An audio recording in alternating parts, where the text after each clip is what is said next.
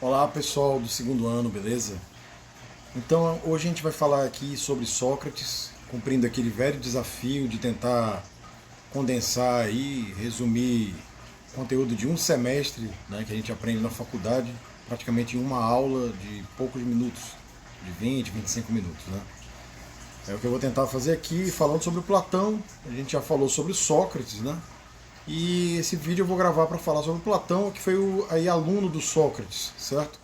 E como boa parte das ideias dele lembram muito o pensamento de Sócrates, foi interessante logo a gente juntar, praticamente aí fazer um vídeo na sequência do outro, certo? E, bem, o Platão ele vai partir da ideia, tá? De que nós sempre idealizamos, sempre partimos de modelos de pensamento, né? Modelos ideais, né? Para poder então a gente compor o mundo que a gente vive. Ou seja, as coisas que a gente produz nesse mundo elas são resultado, certo, de uma ideia que a gente adota. E isso faz com que a gente pense uma coisa interessante, né, gente? Que o Platão ele tem um mérito que eu acho interessante, que é a ideia de que mesmo quem nunca leu sobre platonismo, mesmo quem nunca leu sobre o Platão, certo? Acaba sendo de alguma forma idealista. Né? Todos nós somos, em maior ou menor grau, idealistas. Tem pessoas que são mais pé no chão, né? Que não ficam imaginando modelos ideais, elas acolhem o mundo e vão fazendo pequenas alterações e de acordo com o que elas acham que está certo, que está errado, né? Mas tem aquelas pessoas que acreditam realmente na ideia de que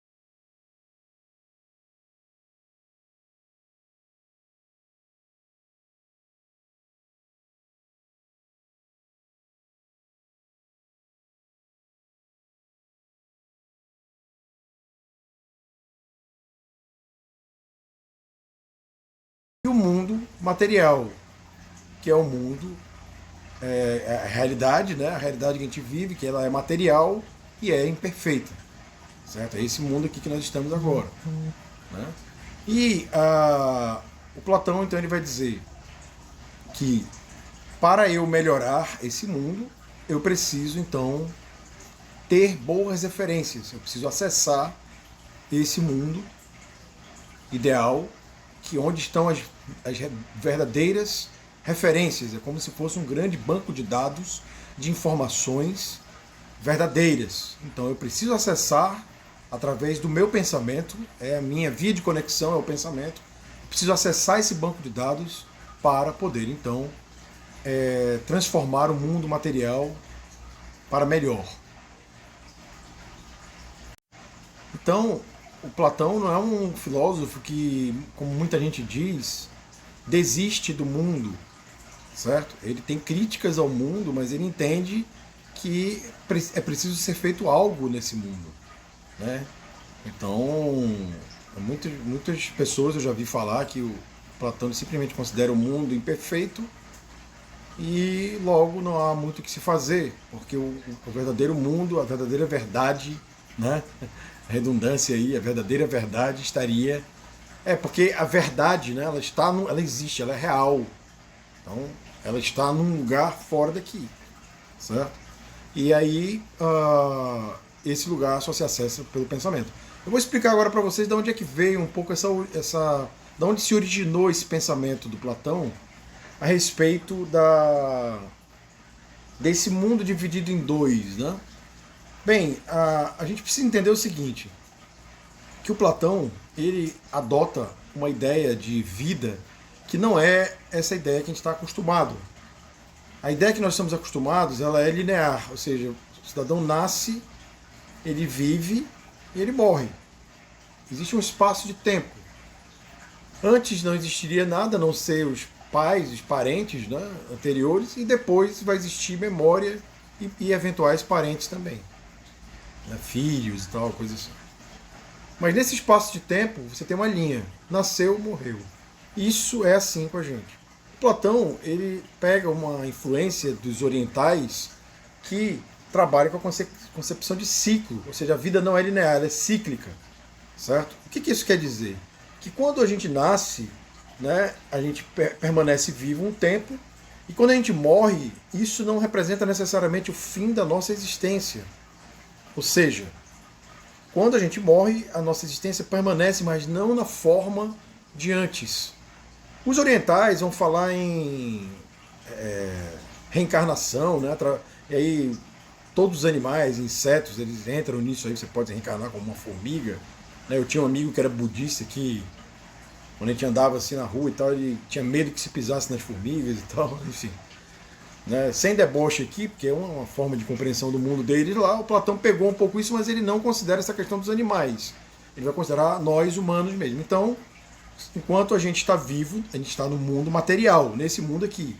Mas quando a gente morre, a gente assume uma forma 100% espiritual, certo? E essa forma 100% espiritual, ela vai habitar em outro lugar que se chama mundo perfeito, mundo das ideias. E uma vez lá, o nosso espírito então contempla, lembra aquele banco de dados que eu falei, aquele lugar de todas as informações, né? Ele contempla essa verdadeira verdade, certo? Ele contempla esse conjunto de informações para que quando ele voltar a reencarnar de novo, ele trazer isso, né? E aí, ou seja, o que o Platão está querendo dizer? Olha, nós já vivemos essa vida, nós já sabemos o que é isso. Só que a gente, quando vem para cá, a gente esquece. E para a gente lembrar, a gente precisa pensar. Porque pensamento, certo? É a forma de ativar, de acionar e de aperfeiçoar quem nós somos.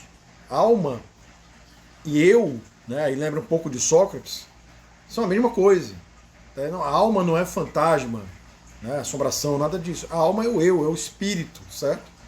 E o pensamento é justamente aquilo que faz com que esse espírito ele avance.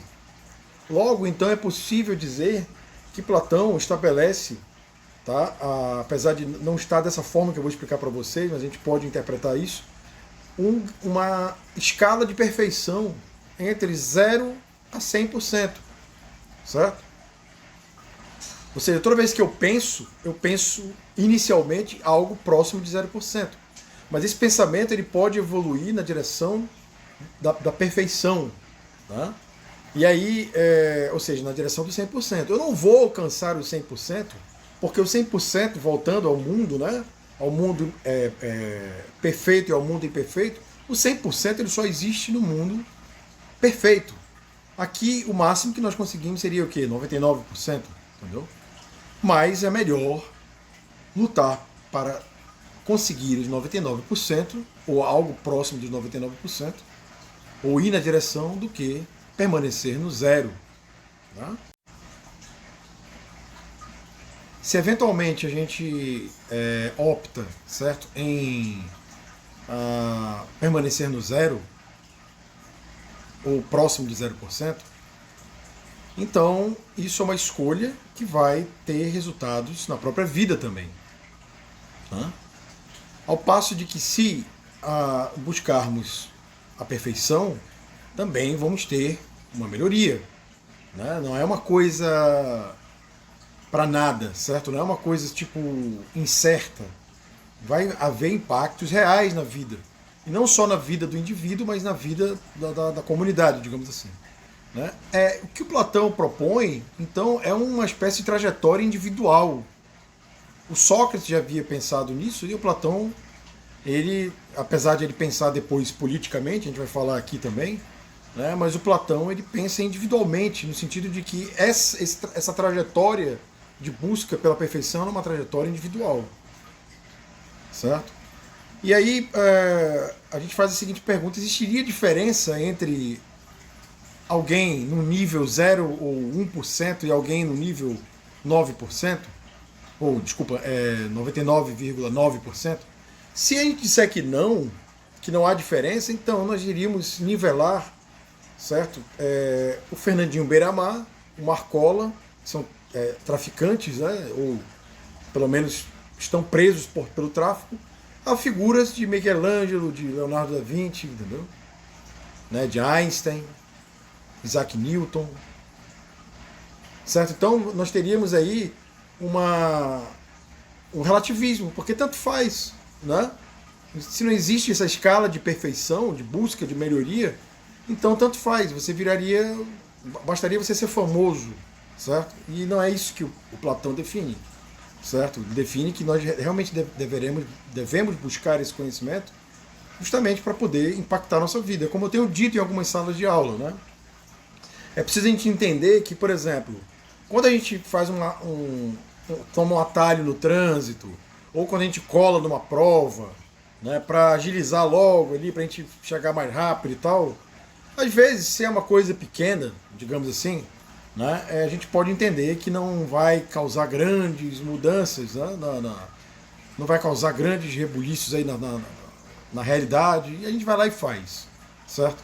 Não estou aqui defendendo práticas assim, mas o fato é que elas existem. Né? No caso do pensamento socrático e platônico, isso é meio sem sentido, né? Esses atalhos que a gente faz na vida, esse jeitinho, porque tudo que é feito, certo, na vida, tanto na prática como no pensamento, aliás, o pensamento ele é uma prática, né? E digo mais, o pensamento ele influencia na prática. Isso é uma das coisas mais importantes do pensamento platônico. O pensamento, dependendo do nível dele, vai gerar práticas melhores, certo? Se é um pensamento ruim, ele vai gerar práticas ruins. Então, isso tem um impacto diretamente na nossa vida, porque, lembrem-se, o espírito, a alma, é o eu. Então não existe como eu trapacear comigo mesmo, pelo menos dentro dessa perspectiva do Platão, não. Certo? Se eu busco conhecimento, eu saio beneficiado. Se eu não busco conhecimento, eu saio prejudicado. É um resultado direto, de reflexo direto no indivíduo, que no caso, escolhe esse trajeto, certo? Então a coisa ela caminha para a perfeição e para a imperfeição. Quando a gente simplesmente pensa, isso não garante o acesso à perfeição, porque pensar, até um criminoso idealiza seu próprio crime, ok? Mas o que o Platão, o Sócrates já dizia isso, e o Platão mantém a ideia de que nós devemos insistir no pensamento, nós devemos exercitar esse pensamento, porque isso é que vai fazer com que ele evolua. E uma vez o pensamento evoluindo, certo? Ele vai se tornar, as coisas, as ideias vão se tornar mais claras, de modo que eu vou conseguir reproduzi-las no mundo imperfeito, que é esse mundo que a gente vive aqui, né? Coisas melhores. E se a gente for considerar a contribuição dos grandes gênios da arte, da ciência, da música, né? Até da culinária mesmo, né? O que acontece? A vida se torna melhor, porque através do conhecimento se entregam coisas melhores, coisas mais próximas da perfeição. E aqui vale resgatar um pouco, tá, gente, daquele texto lá daquele vídeo, aliás, que eu gravei para vocês sobre conceitos, né? Porque ali o que existe? O conceito, você só consegue acessar o conceito através do pensamento, né? Não tem como eu acessar o conceito de amor, por exemplo, se não for pensando. Claro que eu posso simplesmente ir para a prática do amor, mas se eu surgir alguma dúvida sobre essa minha própria prática, né, eu preciso recorrer a um banco de dados, correto? Esse banco de dados é o que eu falei, segundo o pensamento platônico, ele está no mundo ideal. Eu preciso então pensar sobre o que é o amor, pensar sobre o que é a coragem, pensar sobre a justiça, né? Então eu tenho dito, por exemplo, aquele velho exemplo da amizade. Se eu tenho uma amizade ruim ou amizades ruins, certo? Embora isso seja lamentável, e quando pessoas chegam para mim para dizer isso, eu digo, poxa, eu lamento que a pessoa tenha feito isso com você e tal, mas eu sempre dou um jeito de puxar a orelha, né? Seguindo um pouco o pensamento do Platão, do qual eu não sou fã, mas existem coisas que eu concordo, e essa é uma delas, de que, olha, você é responsável pelas suas próprias amizades, né? Você é responsável pelo tipo de amizade que você tem. Então, se responsável em que sentido? Responsável no sentido de que você precisa, de novo, aquilo que foi dito, né, exercitar o pensamento sobre o conceito, uma vez que ele faz parte da sua vida. Lembra do que eu disse? Não existe uma trapaça, né? Não tem como você um caminho mais curto. Quando nós somos o resultado direto dessa nossa empreitada, desse nosso trabalho, certo? E isso reflete diretamente em nós mesmos. Tá? Então, o primeiro pensamento ele é muito próximo de 0 a 1% em termos de perfeição, certo? Mas quando você insiste nele, você vai, então, reelaborando, reestruturando, e aí você teria um conceito de amizade, uma noção de conceito de amizade, que quando refletir na sua vida, ela tenderá a ser de uma melhor qualidade. Né? O conceito de justiça, né? Se você se dedica a ele então reflete na sua própria vida particular, prática, onde? Nesse mundo aqui, certo? Isso lembra muito o livre-arbítrio, eu comentei também em algumas turmas isso, né? O livre-arbítrio do cristianismo, ele não é uma escolha aleatória de pensamento, certo? Muita gente interpreta assim, como se o livre-arbítrio fosse, Deus me dá a liberdade de escolher, então eu posso errar. O livre-arbítrio ele é uma escolha dentro da vontade, ou seja, dentro de uma direção voltada, ou pelo menos sincronizada ali com a mesma direção da vontade de Deus. Você não pode ir, através do livre-arbítrio, contra Deus, certo?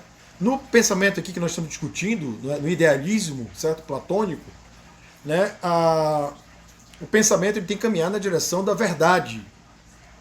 Então não é qualquer direção, não é qualquer pensamento aleatório, certo? E aí a cada nível, então, dessa escala de 0 a 99%, uma vez que o 100% não está aqui, ele não existe aqui na realidade, ele existe fora dela, certo? Mas eu posso, então, buscar algo muito melhor do que 0%, eu posso chegar em 70%. Né? E a cada nível desse, imagine, vamos pensar que a cada 10% desse eu teria, então, um compartimento, né, novo, onde uma nova verdade, ou melhor, a mesma verdade se apresentasse para mim de uma maneira mais elaborada, certo? Uma verdade aqui, uma verdade melhor aqui, uma verdade muito melhor aqui, uma verdade muito melhor aqui, e assim vai, certo? Ou seja, nós vamos então aprimorando o conceito, a ideia. Aprimorar a ideia, gente, dentro do pensamento platônico, nada mais é do que relembrar. Porque isso já vinha com Sócrates, ele dizia que a verdade está dentro de nós. A verdade estando dentro de nós, né, ela está num estado de esquecimento. Nós precisamos relembrar isso. E não há outra forma de fazer isso através do pensamento, que não seja através do pensamento.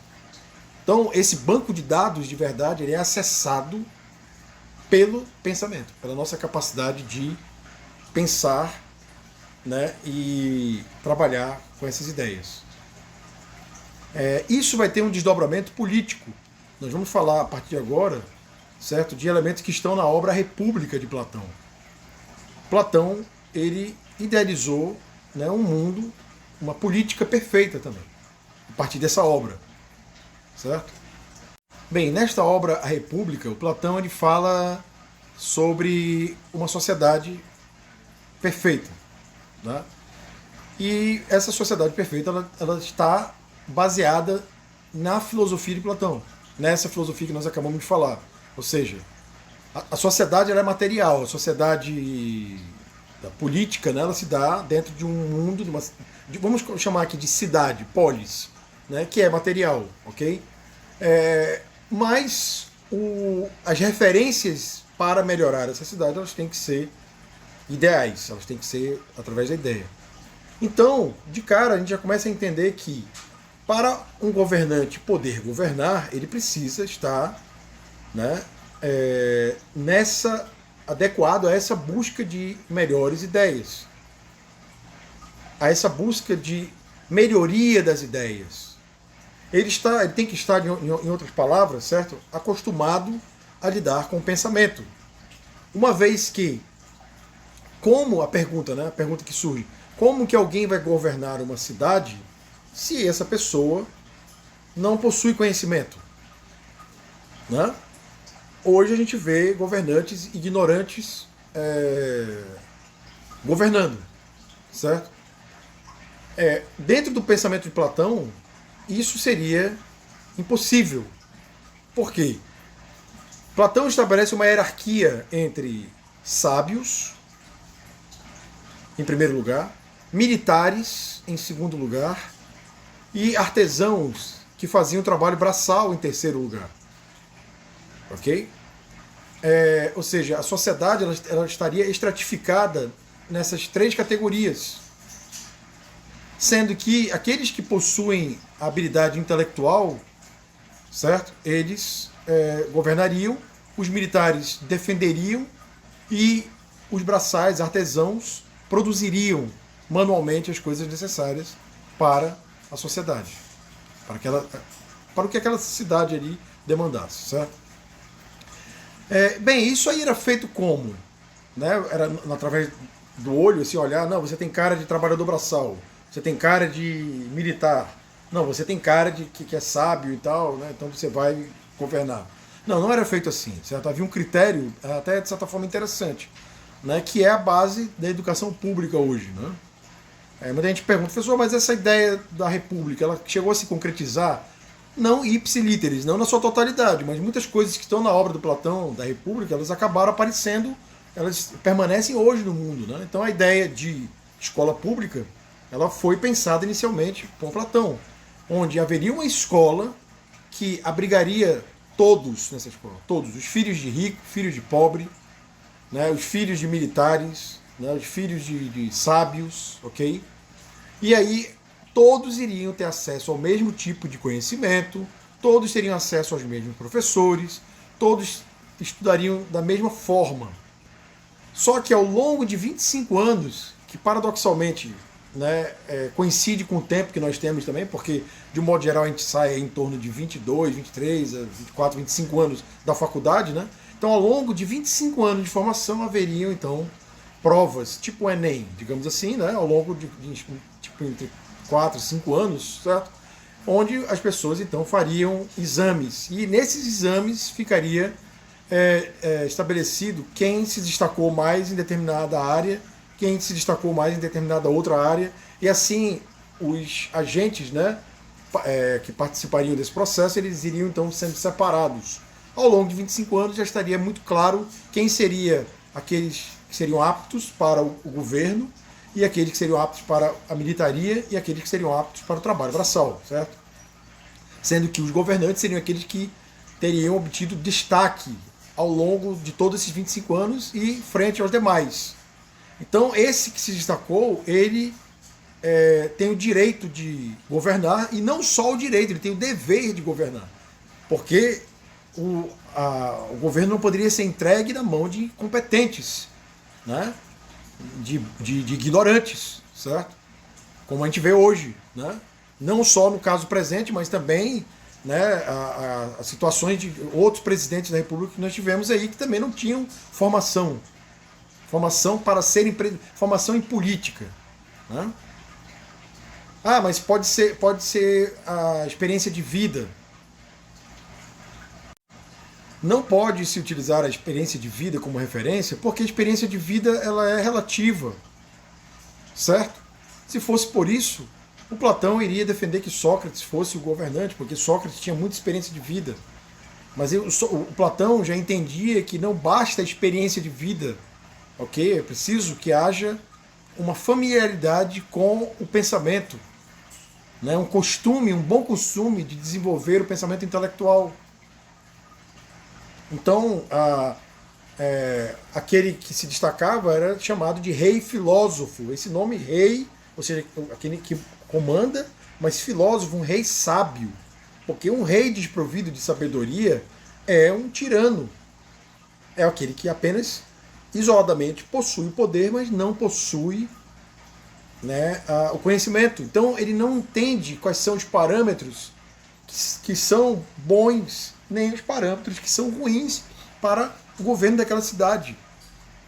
Ele tende a governar a partir das paixões, daquilo que diz respeito ao que ele quer, e não a respeito do que seria bom para todos, certo? Professor, mas quando você fala bom para todos, seria democracia? Não, aqui tem uma coisa até meio polêmica. O Platão era um crítico da democracia. Ele afinal de contas, ele tinha acabado de ver o seu mestre morrer por conta de uma decisão da maioria, né? E a democracia é isso, é a escolha e as decisões pautadas pela maioria. Então, no caso do Platão, ele via a situação da morte de Sócrates, né?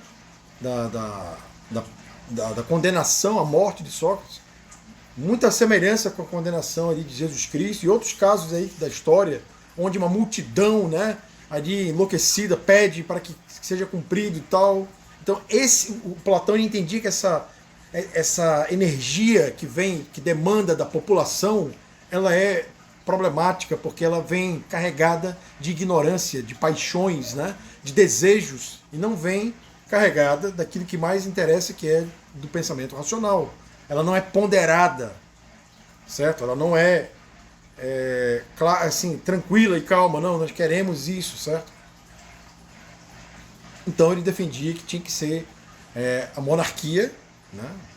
Só que não qualquer rei seria um rei dotado de sabedoria.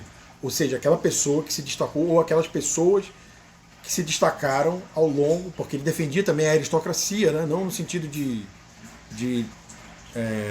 governo de ricos, né? Como quando a gente fala em aristocrata hoje, a gente pensa isso, mas daqueles mais sábios, de um grupo de mais sábios. Então você tem o rei da monarquia e tem a aristocracia, que é formada por um grupo de pessoas sábias. Então até aí o Platão achava que era válido, certo? A partir daí, então, seriam as formas aí já degradadas de política, né? E a democracia seria uma delas, certo? Então é isso, gente. Basicamente nós falamos aqui sobre elementos do mundo ideal, né? Onde as ideias perfeitas estão e onde nós não estamos desconectados, nós acessamos esse mundo através do pensamento. Nós temos, por outro lado, um mundo material que precisa ser melhorado, tá? Esse mundo não é para se cruzar os braços, né? Então nós nem no platonismo, nem no cristianismo, quando aparece também, né? Eu já vi muito cristão falar assim, deixa o mundo se estragar porque ele vai acabar mesmo, então não vou fazer nada, certo? Não, né? O livre-arbítrio você tem que fazer escolhas para ir no caminho de Deus, na direção de Deus, ou seja, melhorando esse mundo aqui, né? E o Platão já tinha dito isso também, é exatamente a mesma ideia. Nós precisamos tornar esse mundo melhor, né? Ele vai permanecer imperfeito? Sim, mas existe uma escala de imperfeição, né, que faz com que eu não estacione no 0%, que eu busque sempre mais. Porque há uma diferença brutal entre algo com 90% de perfeição e algo 0% de perfeição. Tá? E o desdobramento disso é político, porque uma vez essa pessoa buscando isso, ela estaria apta a multiplicar isso politicamente falando, né?